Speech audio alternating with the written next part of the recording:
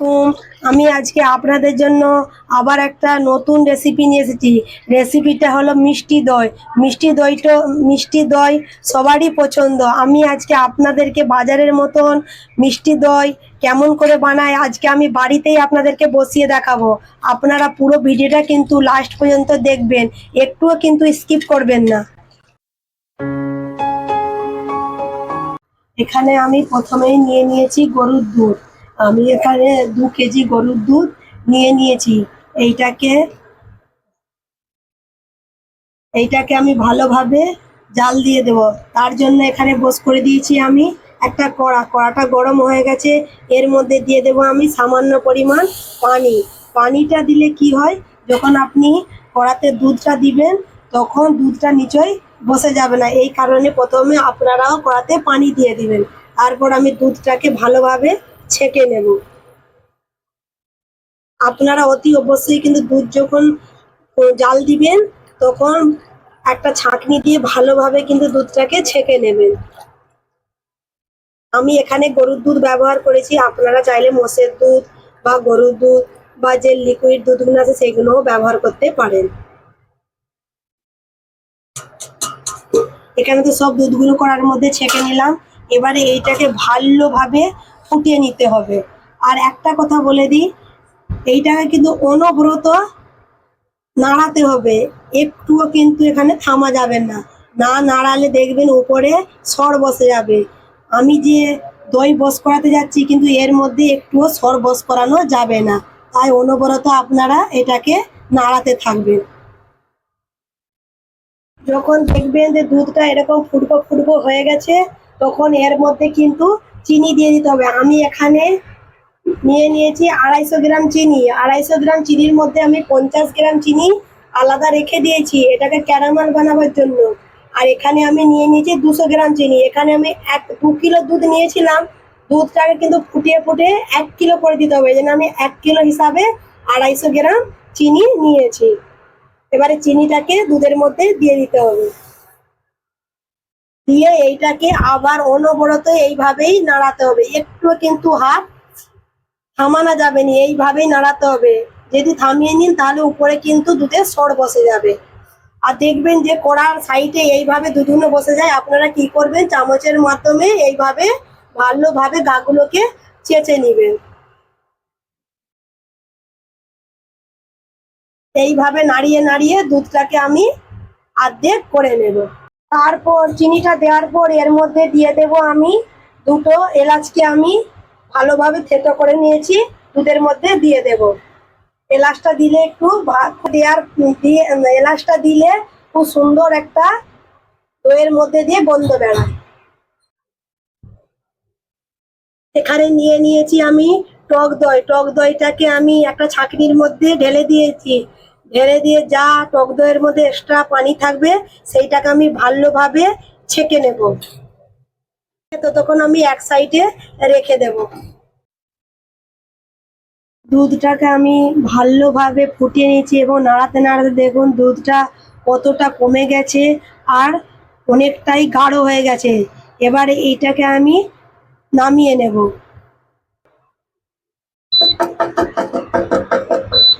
এইটা তো আমি দুধটা তো নামিয়ে নিলাম, কিন্তু এইটায় কিন্তু এমনি রাখা যাবে না। এইটায় কিন্তু অনবরত এইভাবে নাড়িয়ে নাড়িয়ে দুধটাকে ঠান্ডা করে নিতে হবে। এমনি যদি রেখে দিন তাহলে এর উপরে সর বসে যেতে পারে। তাই এইভাবে আমরা এইটাকে ভালোভাবে নাড়িয়ে নেব। যদি চামচের মাধ্যমে এইভাবে উপর থেকে এইভাবে দুধটাকে নাড়িয়ে নিন, এক তো এটা ঠান্ডাও হয়ে যাবে আর এটাতে সরও বসবে নি। তাই এটাকে এইভাবে আমি দুধটাকে ঠান্ডা করে নেব। ওইদিকে দুধটা তো ঠান্ডা হচ্ছে, ততক্ষণ আমি ক্যারামেলটা বানিয়ে নেব। ক্যারামেল বানাবার জন্য এখানে আমি একটা কড়াই চাপিয়ে দিয়েছি, কড়ার মধ্যে দিয়ে দেব আমি চিনি। তুমি সেটা দেখো একটু চিকেন। চিনিটা আমি এইভাবেই ছেড়ে দেব। ধীরে ধীরে চিনিটা আমি এইভাবে এখন ছেড়ে দেব। এখানে চিনিটা গলতে আরম্ভ হয়ে গেছে।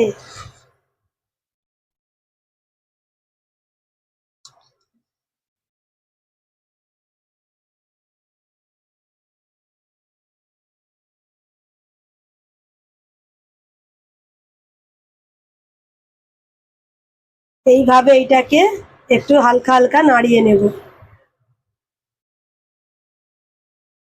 এটা ভালোভাবে গুলে গেছে আর কালারটাও দেখুন কেমন চেঞ্জ হয়ে গেছে। এরপর এইটাকে আমি বন্ধ করে দেবো। খুব একটা এটা নাড়ানো যাবে না, নিচেই পুড়ে গেলে একটা গন্ধ করবে। এই কারণে এটাকে আমি এবারে নামিয়ে নেব। এটা তো রেডি হয়ে গেছে। এই ক্যারামেলটা গরম অবস্থায় আমি এর মধ্যে দিয়ে দেব সামান্য পরিমাণ দুধ।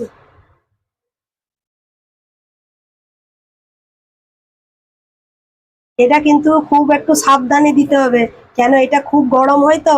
হাতটাকে একটু সাবধানে দেখিয়ে একটু দিবেন। তারপর এটাকে এইভাবে নাড়িয়ে নেব। গ্যাসের ফ্লেমটাকে অবশ্যই আপনারা এইভাবে নাড়াবেন।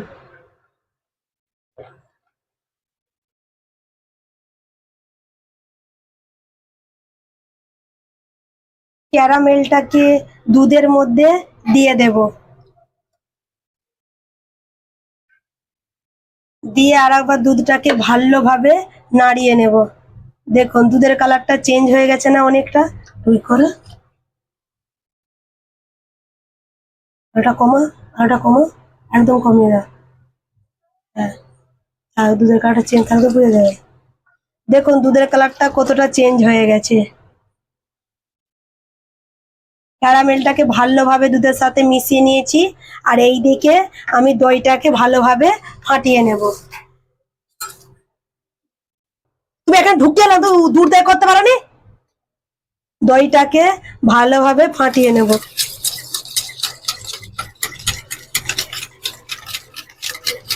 দইটাকে এমন ভাবে ফাটাবেন যেমন দইটা ফাটাতে ফাটাতে স্মুথ হয়ে যায়।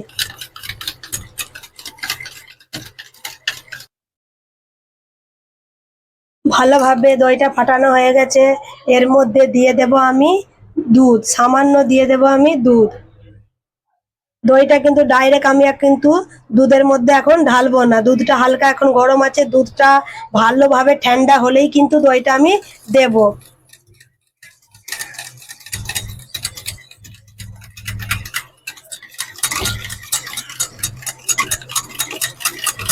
দুধটা এখানে ভালোভাবে ঠান্ডা হয়ে গেছে। আপনারা কি করে বুঝবেন যে দুধটা এখানে ঠান্ডা হয়ে গেছে? আপনারা একটা আঙুল দিয়ে দুধের মধ্যে ডুবিয়ে দেখবেন। যদি আপনারা তাপমাত্রাটা সহ্য করতে পারেন আঙুল ডুবিয়ে, তাহলে জানবেন দুধটা ভালোভাবে ঠান্ডা হয়ে গেছে।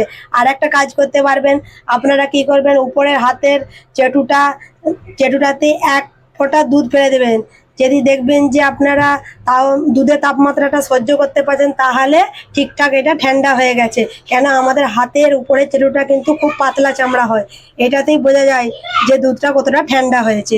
তারপর এর মধ্যে আমি দইটা দিয়ে দেব।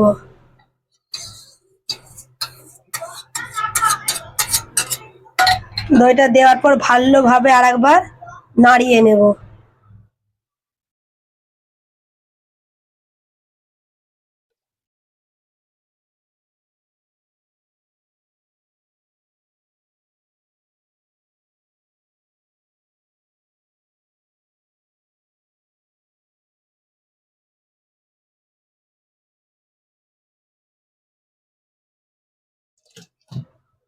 আস না,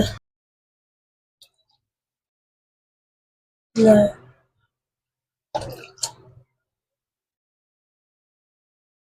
দইটা ভালোভাবে দুধের সাথে মিশিয়ে নিয়েছি। আর এখানে নিয়ে নিয়েছি আমি একটা মাটির হাঁড়ি।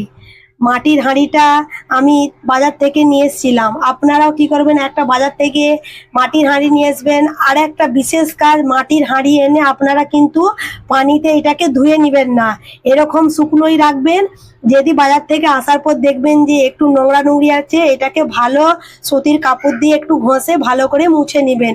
কিন্তু আপনারা এটাকে পানি দিয়ে একদমই ধোয়ার চেষ্টা করবেন না, পানি দিয়ে ধুয়ে নিলে কিন্তু দইটা বসবে না।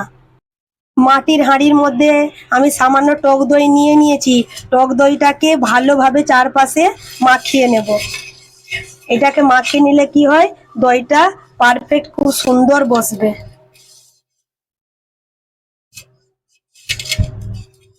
এইভাবে চার পাঁচটা মাখিয়ে নেব।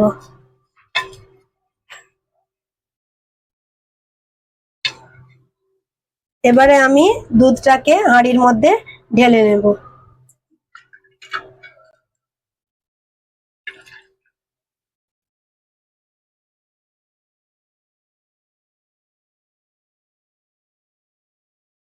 দুধটাকে তো পুরো দুধটাকে তো আমি ঢেলে দিলাম।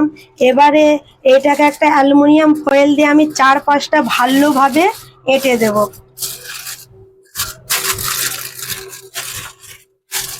চার পাঁচটা আপনি ভালোভাবে এভাবে এঁটে দেবেন। 4-5টা এরকম ভালোভাবে এঁটে দিবেন।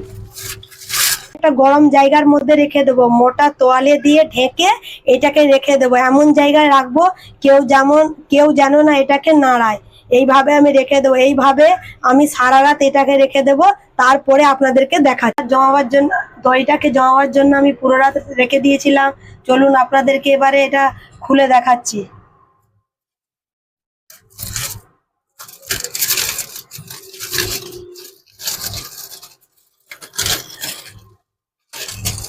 দেখুন কত সুন্দর এখানে দই জমেছে। দেখুন দেখুন আপনাদেরকে হাত দিয়েও দেখাচ্ছি। দেখুন খুব সুন্দর জমে গেছে। এবারে এইটাকে আমি 1 থেকে 1.5 ঘন্টা ফ্রিজের মধ্যে রেখে দেবো। তারপরে আপনাদেরকে কেটে দেখাচ্ছি। ঠিক আছে, 1 ঘন্টা পরে আপনাদেরকে আমি ফ্রিজ দিয়ে বের করে দেখাচ্ছি।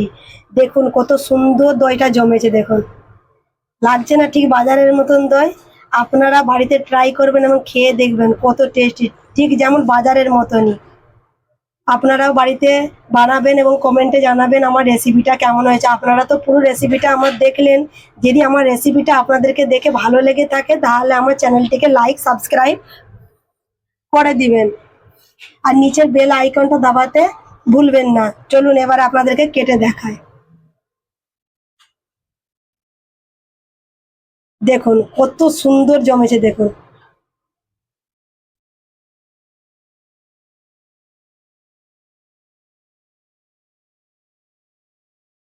আপনাদেরকে তো কেটে দেখালাম, আপনারা তো দেখলেন। আপনারাও বানাবেন।